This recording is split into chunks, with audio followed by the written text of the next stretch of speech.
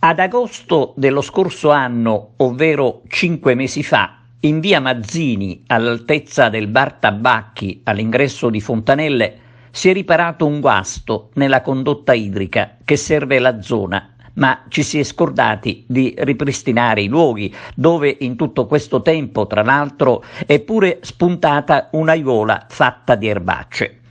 La situazione crea problemi ai clienti dell'esercizio commerciale, il cui titolare Francesco Genova non sa più a chi rivolgersi perché possa tornare il decoro davanti alla sua attività.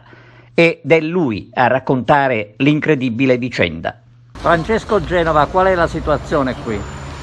La situazione è che dal 3 settembre, come da comunicazione fatta tramite posta elettronica al comune di Agrigento, noi abbiamo avuto gli scavi ad agosto, il 24 e il 25 di agosto 2021, scavi di lavori di ripristino della condotta idrica da parte dei dirigenti APE.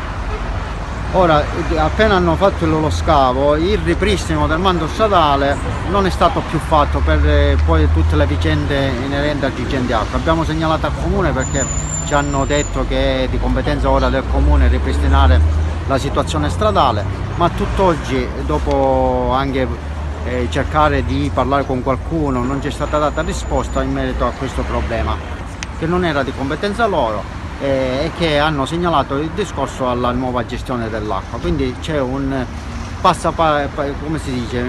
Scaricabarile. Uno scaricabarile di questa situazione. Sta il fatto che siamo già giunti al 12 di gennaio e qua la situazione, come vedete, ora addirittura si è formata l'aiuola davanti all'ingresso di un esercizio pubblico dove si sta attento alle problematiche sanitarie, e qua noi abbiamo sporcizia davanti all'ingresso di un locale.